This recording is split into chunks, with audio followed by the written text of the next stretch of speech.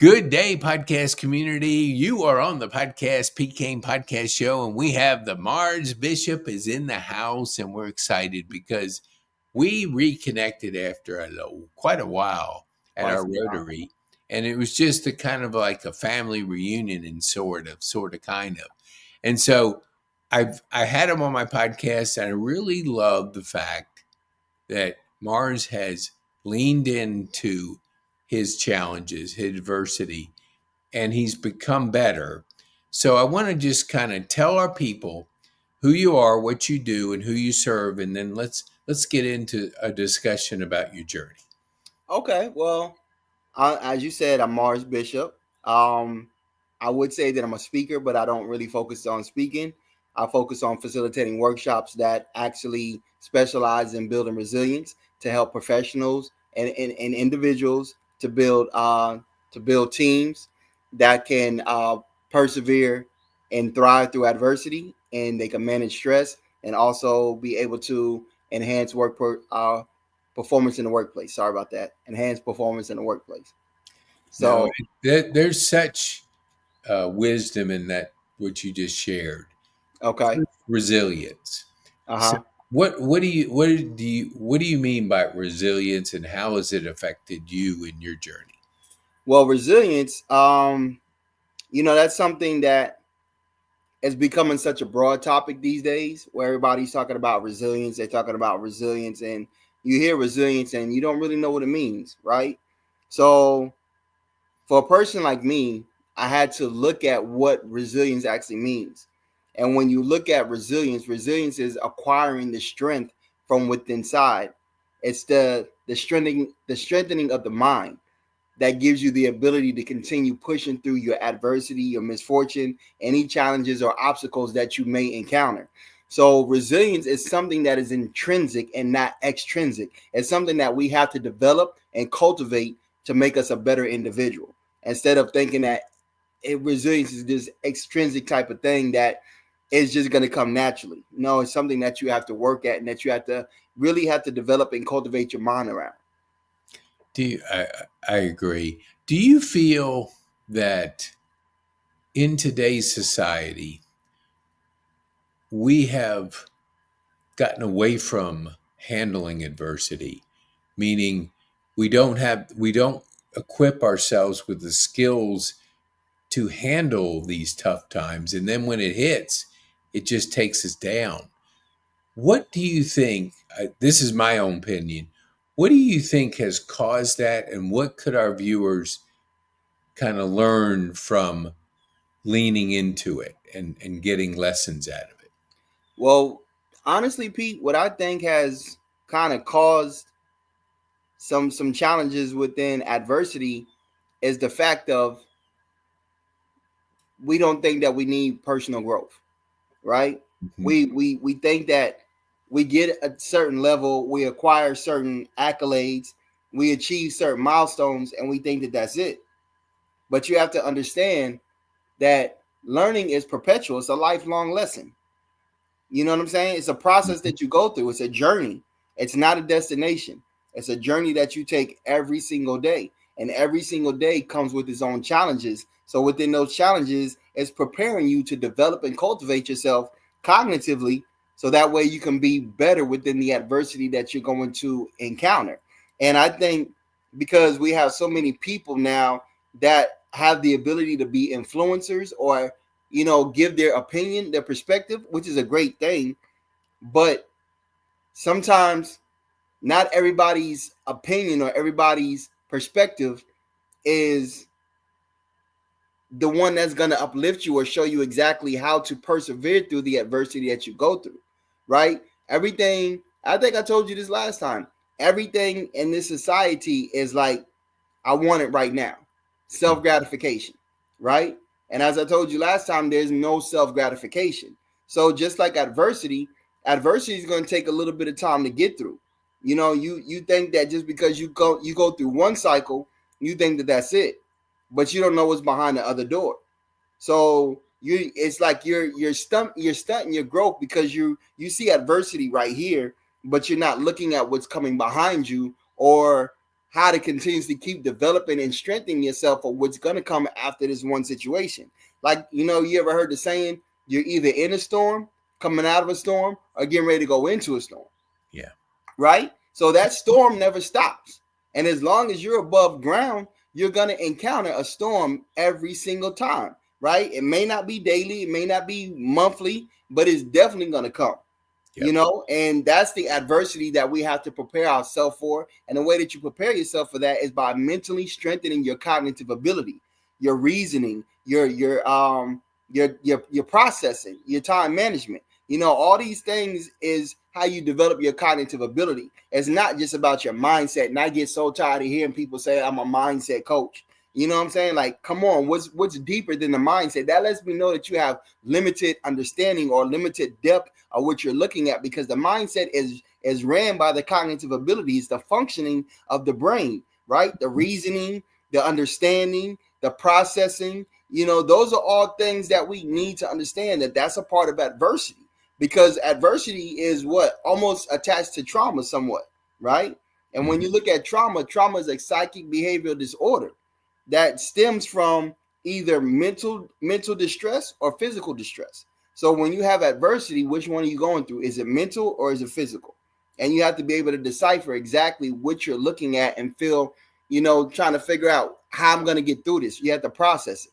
And that's why I always say you have to look at the solution and not the problem. Because once you know what the problem is, the problem and the answer always reside together. It's only that we focus on the problem instead of looking around or to the side and seeing what the actual solution is. And we get so stumped by the problem, and the problem is the adversity. The adversity is always right there. The misfortune is always right there. But how do you persevere through it? That's why I never say overcome, but you can endure and go through it, right?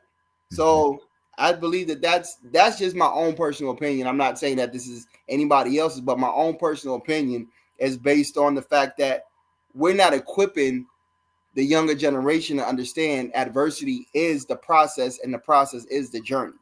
Yeah. Yeah. I had a person on my podcast and he was sharing that we have between 12 and 60,000 thoughts that are going through our head. And most of us are replaying our past. Tends to be the negative things that have happened, because I think the only fear that we're born with is the fear of falling. I don't know if that's totally true, but that's what I heard. Right. We create fears as we grow up. And as kids, we're like, we can conquer the world, but as adults, oh man, I did that once. I failed. I can't do it again. And we keep replaying that. How do you rewire your brain or have a different process to get you through adversity, get you through challenges, get you through the things that come up each day? Because yes, I agree, problems are just life. And that's a good question, Pete. And I really wish I had a definitive answer to give to you. I wish I could lay down and say, okay, Pete, this is what I do. I think it's all based on how you view whatever the adversity is that you're going through. For me personally, therapy was my biggest helper to get through my challenges, because like you said that we focus on the past, we relive the past, right? And when you understand therapy, like cognitive behavioral therapy, they're teaching you how to look outside of the past. The past no longer exists. You can't change what happened. Exactly. Right? But if you look at what happened and you embrace it and you start to internalize it, now you own whatever happened and nobody can take that from you. And I believe that's one of the biggest things that I did that helped me, was I was able to embrace the challenges that have happened prior, with the stroke, with the sickle cell, with my upbringing as far as growing up in a house of domestic violence. All that I own. So once you own that, there's nobody that could take it from you, and it gives you a better way to look at it and process it. So you see, like, I never want to relive that experience, right? And one thing that I learned from therapy was trauma bonding. A lot of times we put ourselves around other individuals because we share the same trauma. So then, therefore, we're comfortable in that space. So we created a safe, a comfort zone around people that we share similar traumas with. So we're bonded to that person, and that's what makes us feel comfortable. And we're not looking and seeing like by me being attached to that individual, is it now reigniting something from my past that was, an adverse or misfortunate moment or experience that I went through. So if you understand, once you embrace that what you've gone through and you understand, like, I never want to relive that experience again, you know not to put yourself in certain situations, you know not to put yourself around certain people, and you know that you're going to have to change your perspective, your mindset, so that you can navigate a little bit more intently and focus going down the journey, because it's all intentional about what it is that you do. So I think for me is just that I wasn't afraid to face who I was, Mm-hmm. and I think that's the biggest thing, is that you have to be willing to face who you are. And when you can do that, you start to own yourself as an individual, and that's how you start to build yourself and make yourself a better person. But it all starts with the mindset, the cognitive ability, so that was one thing that really helped me. I tell me what you think of this. I've when I went through my stroke, I had 49 days sitting in bed, Mm-hmm. a lot of time to think. Okay. It was the first time that I really slowed down because I have ADD and dyslexia, so I Mm. always had kind of an active brain, and I'd Mm-hmm. always want to do one more thing, 10 more things, whatever it was. But I Right. slowed down enough to start thinking. And then I started self talking a lot to myself. Mm-hmm. Do you have a process that I mean, we're trying to rewire our path. We're trying to make that transition into a brighter future, Right. which means we have to talk to ourselves in a Mm-hmm. way that kind of inspires a brighter future. Do you have a similar self-talking thing, or how do you do it to kind of get that brain looking to the future and the Well, to be honest with you, my spiritual relationship is really how I did everything that has put me in this position. hmm Like, I get up every morning. I told you this before. Coffee and conversation is a big part of my development, and a big part of making sure that I'm grounded.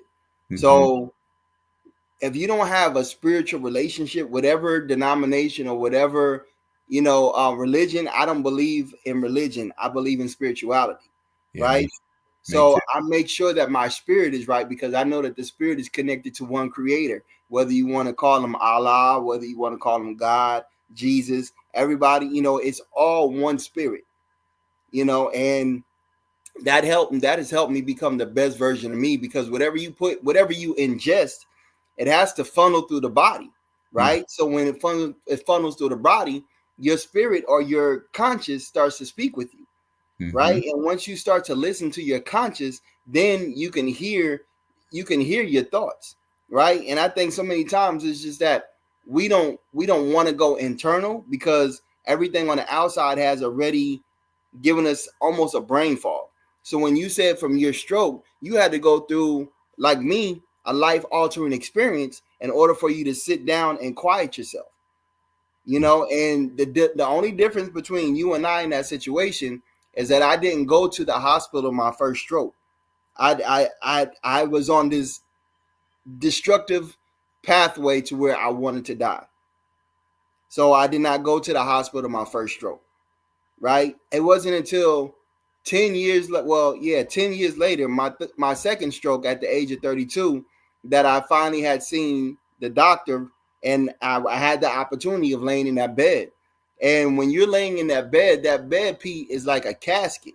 Oh yeah. And I tell my mentees in like my sickle cell community, like, get out of that bed. That bed is a casket, and that's something that I never want to put myself into. Yeah. So I think my own process is making sure that my spirit is connected to the Most High, and that helps me navigate every process that comes my way.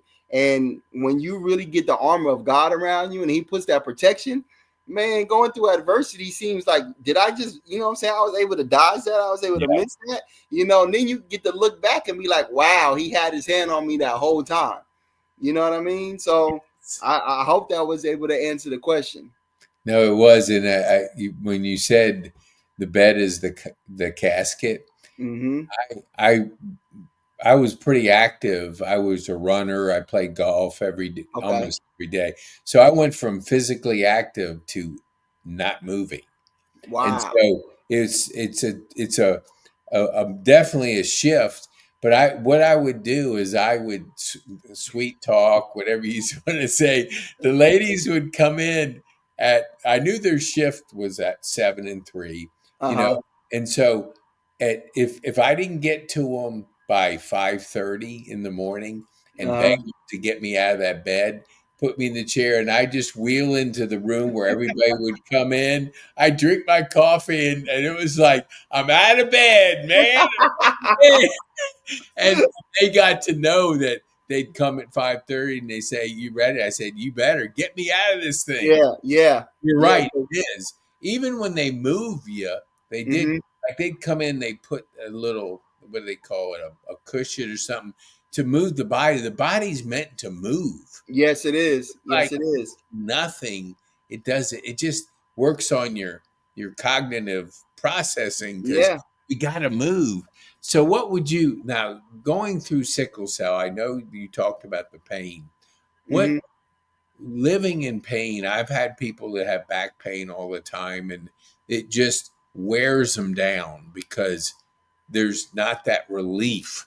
Right. Do you find that pain that you were telling me, how do you process that to be able to, I mean, it, I know it's a kind of a, um, you just give our viewers an idea of living in pain and what you have to do to get your mind right, because you're either going to succumb to it or you're going to move forward.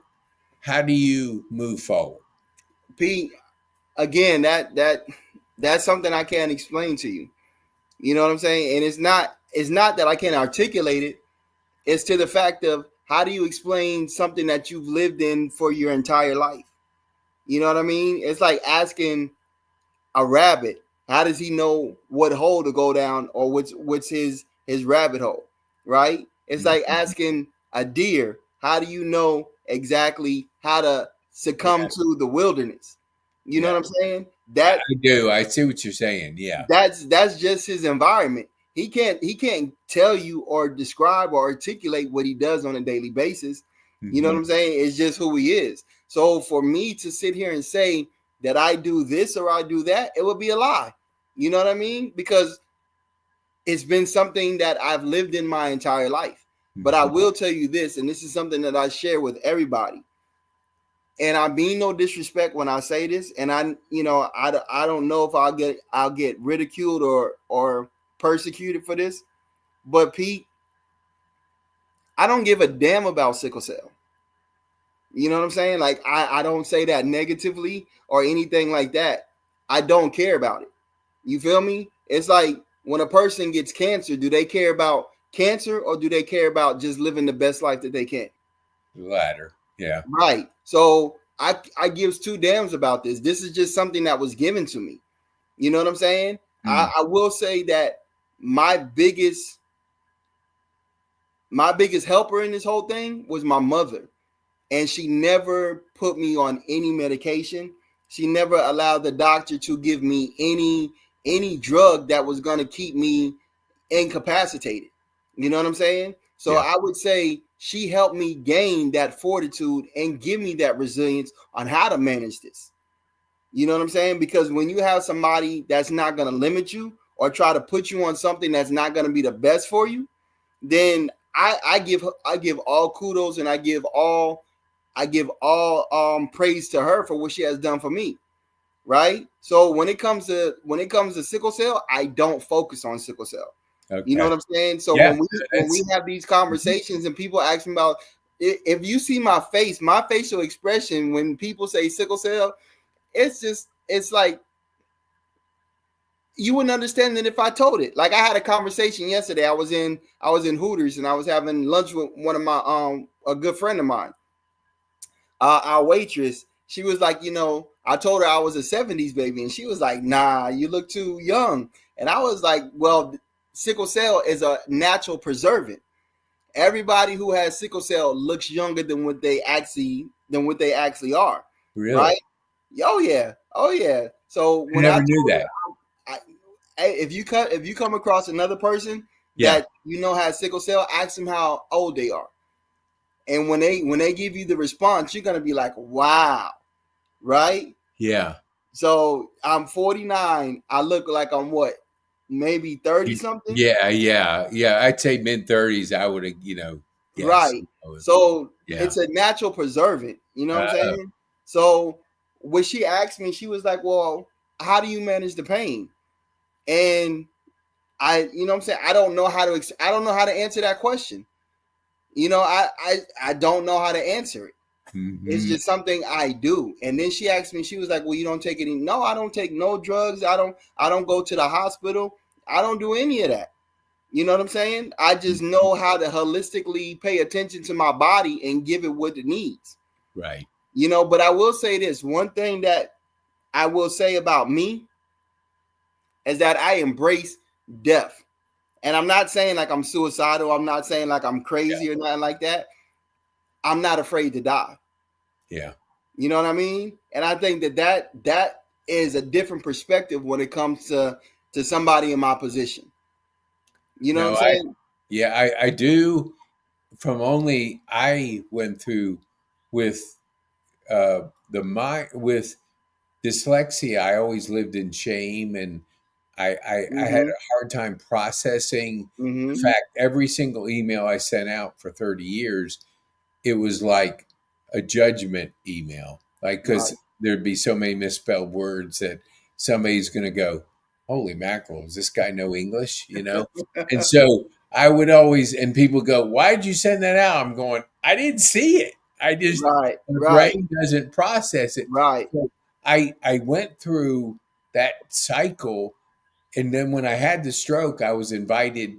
The neuro invited me in her office. They do, and they say, she said, "Well, I remember it like it was yesterday." She's saying, "Well, how are you doing?" Mm-hmm. And I said, "I'm doing great." And she goes, "No, Right. no, no, no. How are you doing?" Like I Right. was just putting on a front. I said, Right. "If you knew my life, Yeah. you would know this is just another challenge. This is just Exactly. another thing to deal with." And Mm-hmm. so it's all perspective when you Mm-hmm. look at life. So I want to shift gears just for a second because you mentioned about facilitating teams. I Yeah. read something. I always like to study, you know, people, how they got there. And Bezos, not Bezos, but I'd heard his before. But the CEO was talking about of Amazon that he wanted small teams, Mm-hmm. that they do not function when the team gets larger than a dozen. Right. Everything breaks down. So what's your, when you're facilitating your workshops and you're working with companies, and you're talking about that, because it's so important to be working as a team. Mm-hmm. What's your how do you work with them to get that kind of, I Well, guess, basically, education across? it's really based about communication, right? Now, one of the workshops that I do is called the Four Animals, and it's basically knowing the style of the individual. And I'll give it to you real quick. Four traits of an individual. You have the lion, you have the chameleon, you have the flamingo, and you have the turtle, right? So the lion is the one who is the doer. The chameleon is the one who is the processor. Like he is the one who is what would you say? um System operations? Or, no, not systems. no. He's the one that is non-confrontational, doesn't like Okay, confrontation, okay, right? okay. Then you have the flamingo. The flamingo is the one who is the influencer, the one who's gregarious, the one that likes to be in groups. Then you have the turtle. The turtle is the one who is the thinker. The turtle is the one who likes to break down the processes and things of that nature. So when you can understand a person's characteristics, then you know how to communicate with them, and you know how they function. So in order to have a cohesive team, you have to know the individual that you're dealing with, right? Because sometimes we think that everybody may think or process the same way. Like you said, you have dyslexia, right? So sometimes people with dyslexia process a whole different way. Mm-hmm. If you're on my team and I don't know that, then I'm not going to know how to explain or give you the information that you're going to be able to break down, right? That you're going to be able to take in. And what is the word that I'm looking for? That you'll be able to comprehend, right? Mm-hmm. So when I can speak it to you in a way that you can comprehend, that makes sense to you, then at that point in time, I know the type of attribute and the type of characteristic that you have as an individual. So now I know how to give you information. And I think that that's important with every team, because sometimes we'll all get caught up on who we are individually, and we think that everybody processes or comprehends the way that we do, and that's not the way. That's not it. Everybody has a different flaw or a different way that they process. So when you have the oral communicator, you have the kinesthetic, and you have the oral kinesthetic, and you have the one that can visual. You have the visual learner. So when you understand how people's learning cycles are, then you can be a little bit more effective, because now you know how to give them the information. And once you can give that information in the way that that person can process and comprehend, now you can come together and you can work together as a team. And that's one of the things that, you know, is really good, that I enjoy doing, because of the activities that I give them. You know, we're able to break them down and show, like, okay, this is how you're going to talk to this individual. This is how you get along with this person, is by knowing their intrinsic characteristics. Mm-hmm. And you know, that's how you build cohesiveness within a team. So that way it's not, okay, this person do this or I do this. You know, as a leader, you can't do it all yourself. You got to know who you can hand it off to. Just like when we were talking, you said that you speak everything into your phone, so that way it comes out if you don't have your team. But if you have your team, you give maybe sales to this one person, you may give email to that one person, you may give your video to the videographer or whoever that person is. But it's all different sections, and you got to know what section is the right section that you're sending the information to. Because if you try and do it all yourself, you're not going to get it done. You're going to drop the ball, because you're only wired one way to do a certain thing. Like I'm good at verbalizing. You know what I'm saying? So I have to play my strength as verbalizing. Mm-hmm. I can't try to be a graphic designer. I could do sales because I know each part of the business. I can do sales. I could do emails, but it takes me away from my natural gift of being able to operate right here as a creative, right? So when you know that person's intrinsic ability, what their gift is, now you can help them capitalize on it, and you can help make sure that they add value to other individuals, which brings it together to be a team. How quickly can a person determine that? Do you teach certain things that they're looking for, or do you have to take a test, or how do you determine those 4 different characters? Well, there actually is an assessment that's done, and the assessment is based off of the DISC. I'm not sure if you've ever heard the DISC. Oh, yeah. Mm-hmm. Okay. But the DISC has been broken down. The way that I was trained on the 4 animals is that I was certified. And the way that my coach broke it down is that you have the lion as the D, you have the chameleon as the I, you have the flamingo as the S, and you have the turtle as the C. Right? So when you take the assessment and the questions that you answer, the feedback is going to let me know what type of animal that you are. So you as a person, you're very meticulous. You like to know the process. You like to you're very detailed in what you do, Mhm. right? So you right off the back, I know that you would be a turtle just by the way that you process, the way that Oh, you like everything in order, your strategies and things of that nature. You're a turtle in that regard. Now, at the same time, I also know that you like to be in groups and individuals. So I know that you're a gregarious type of person. I know that you like to have fun. So that lets me know that you are also a flamingo. So you have to figure out exactly which one is your natural style. Are yeah. you more of a flamingo? Are you more of a turtle? Yeah, Right? I tell you, it's a turtle.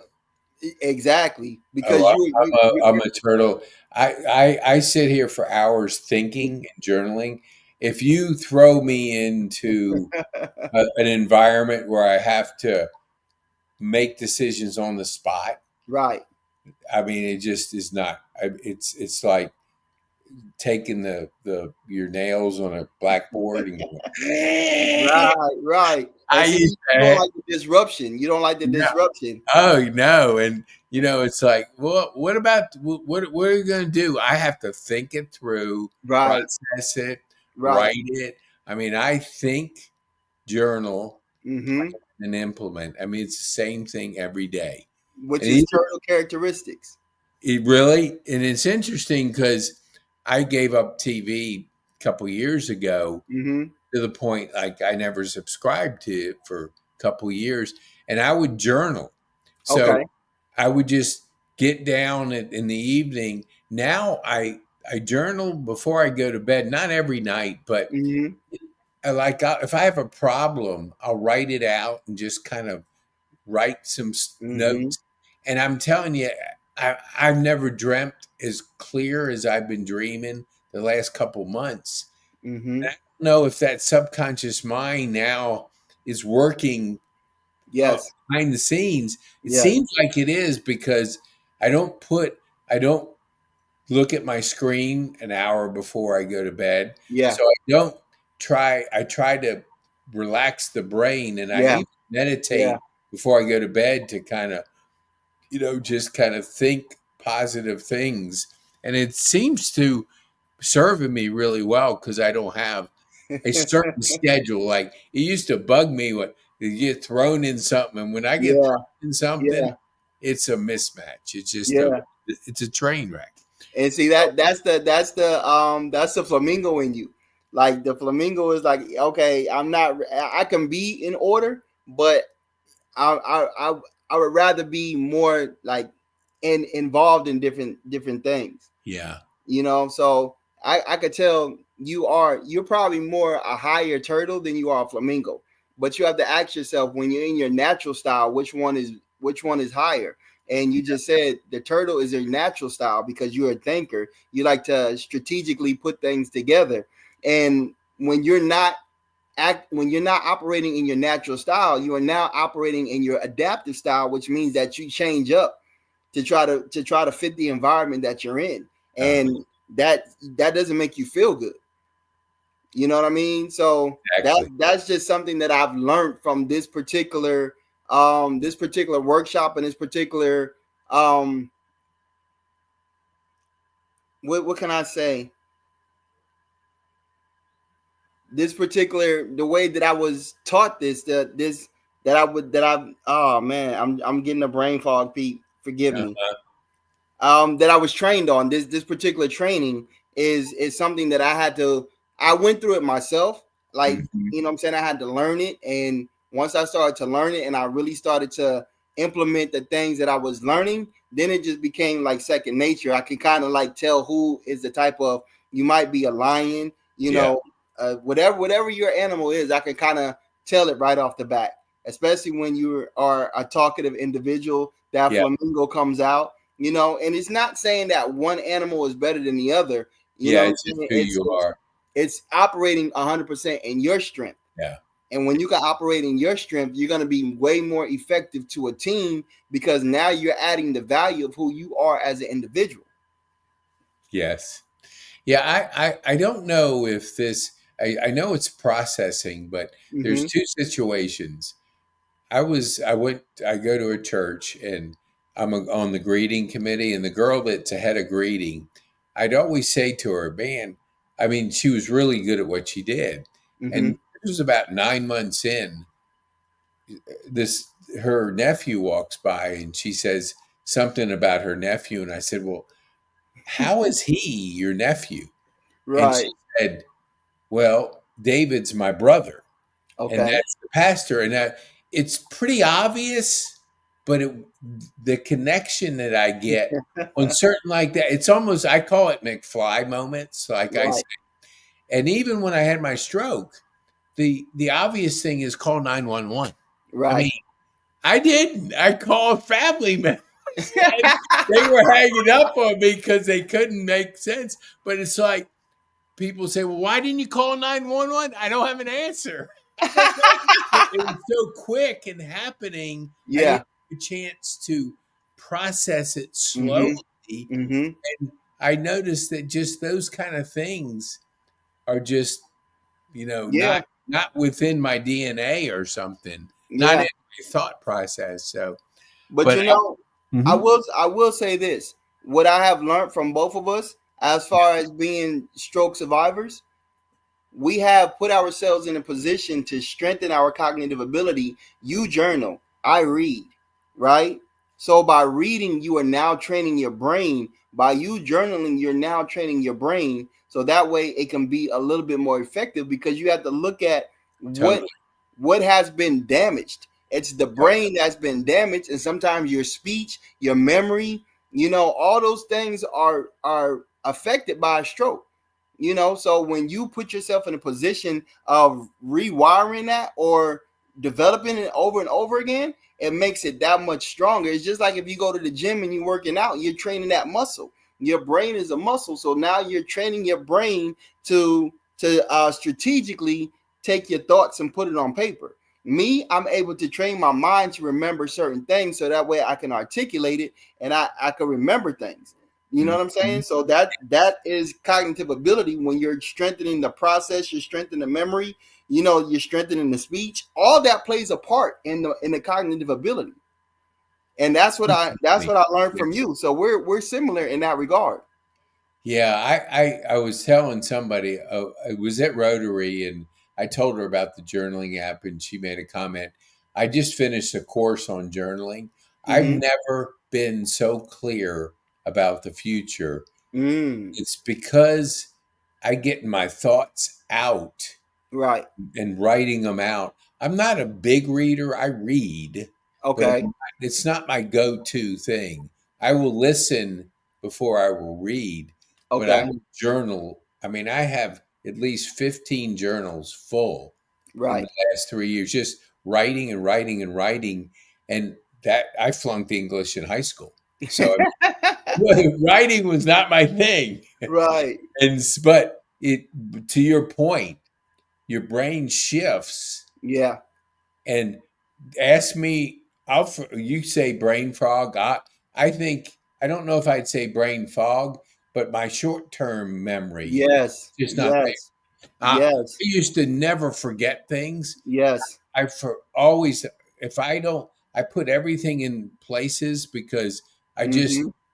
I slept with these two toys last night. I put them in my pocket. I said, well, I'll take them down to the toy room. Well, I Right. forgot to take them out, and I'm rolling. I'm going, what's that? And it's toys that I mean, I said, well, Yeah. I'll just put them in my pocket so I can carry them down. Yeah. But, Yeah. but it's just like those little things Yeah. are not there. But I can remember way back, and Yes. have Yes. that clarity that Yes. I never had before. And So I see, want to be. I know you have a hard deadline, so I want to be respectful of your time, and yes, I sir. appreciate you, especially on a Friday afternoon. Not Yes, many sir. people do this. Yes, sir. Yes, Marz sir. Bishop shows up. Yeah, Hey, that's what we got to do, right? I We're know. supposed to Yes, show up. exactly. Yes. Yes. Exactly. Yes. So thank you so much. But tell our viewers, what would be the one thing you would want them to take home from our time on our podcast? One thing that I would want you to take from this is never stop learning. Never stop cultivating and developing yourself to become a better version than what you are right now.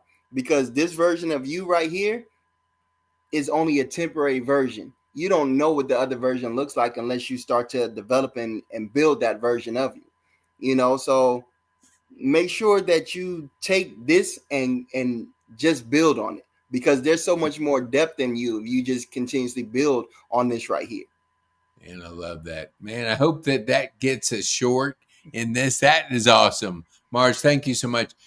How can people reach out to you? I put something up, but let me just put Marz Bishop on social. Yes, sir. That's Marz Bishop GL is on Instagram, Marz Bishop on Facebook, Marz Bishop on LinkedIn. Okay. So yeah, and only call me if I would rather put my calendar link up there if they want to book a call or a session. Oh, So yeah, yeah. Oh, I know. You know don't. what's funny? Let me just before I go, the Secretary of State gave us his cell number, Uh-huh. and I remember. Do you know who John Loud is with Loud Security? You've ever heard of No, him? that name is not familiar. He was like a head of. I mean, he's definitely out there, and he was the I don't know what they call him, the chamber representative that did 1 year, and Mhm. he always had this thing where he gave everybody his cell number, Right. everybody, and so I'm kind of like mine's out there. I get so many spam calls. I never answer the phone, but Right. Right. because I put my number out there so much. But anyway, I just thought I'd bring that up. I don't know No, why. no, that's fine. I Yeah, mean, I don't have a problem with people contacting me. I don't, but like you said, there's so many spam calls, and yeah. there's so Oh much. yeah. No. This is not back in like the 80s or the 90s. You know what I'm saying? Yeah. We in a whole different time frame now. Yeah. So they could reach out to me any social media. Email me. That would be the best way to get Okay. to me. All righty. Well, Marz, thank you so much. Yes, Have a sir. Thank wonderful you. weekend. I Appreciate you appreciate being you. with us. I appreciate you, and I'll see you soon. Okay, sounds great. All right, my man.